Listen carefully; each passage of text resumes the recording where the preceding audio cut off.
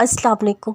ज़रूरी नहीं हमें दुरुस्त शख्स से ही मोहब्बत हो, और ये भी ज़रूरी नहीं हर शख्स ही बुरा हो, मगर कुछ चीज़ें ऐसी होती हैं जो मुकद्दर में नहीं होती। हाँ, वो हर शय पर कादिर है, बुरे को बेहतर और बेहतर को बिगाड़ सकता है। फिर तुम क्यों ज़िद कर रहे हो? क्यों ख़ुद को अज़ियत में मुब्तला कर रखा है? ख़ुद को वक्त दो, रब पर भरोसा रखो।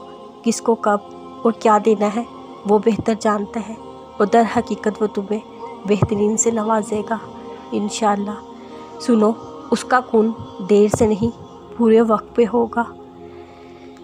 कितना कुछ होने के बाद, कितना कुछ सहने के बाद, मायूसी, तन्हाई, यकीन, दुआ, इंतज़ार के बाद सजदा करना सिखाया जाता है। मैं इस सजदे की कैफियत अल्फाज में कभी बयान नहीं कर पाता।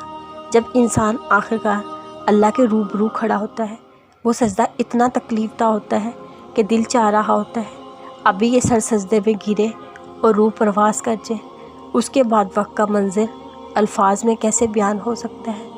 जो अल्लाह से मुलाकात की जाती है, निदामत से भरी आंखें, शर्म से भरा दिल उसके सामने खोल कर रख दिया जाता है। आंखों से आंसू, सब्र की कैफियत सुनाई जाती हैं। जब ना दाएं जानिब कोई शख्स होता है, ना बाएं जानिब, और 400 अल्लाह की आगोश महसूस होती है, जैसे उसे ज़ोर से गले लगा कर रखा हो। जब अल्फाज की लंबी फहरिस्त भी ख़त्म होती है और ख़ामोशी से रूह लरज़ उठती है, जब दुआ के लिए हाथ उठाने की भी हिम्मत नहीं रहती, बस फिर इस आखिरी मरहले पर पहुंचकर रब मिल जाता है। तब दिल कहता है, या अल्लाह, मैं बड़े हादसों से गुज़र कर यहाँ आया हूँ, मैंने सब्र में कमी नहीं की, तो अब मुझे भी सीले में कमी नहीं चाहिए। अब मुझे भी सीले में तू चाहिए, सिर्फ़ तू। बस फिर बिल वो हो जाता है, सब मुकम्मल हो जाता है।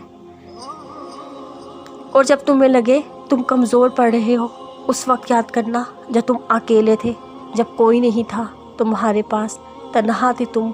फिर वो सब्र, वो यकीन, वो हौसला, तुम्हें गिरने के बाद दोबारा सहारा देने वाला बस वो एक ही था, जिसका नाम अल्लाह है।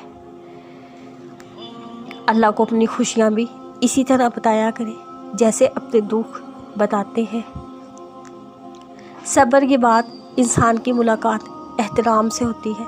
जब इंसान अल्लाह के फ़ैसलों का एहतराम करता है, जब इंसान अल्लाह की लिखी किस्मत से शिकवा करना छोड़ देता है, उसके हर हुक्म पर सर खम कर लेता है। जो चीज़ पसंद नहीं उसका एहतराम करना, जो पास ना रह सकी किसी वजह से उसकी भी इज़्ज़त करना, जिसने अल्फाज से रूह के सब्र की धज्जियाँ उड़ा दी उसका एहतराम करना।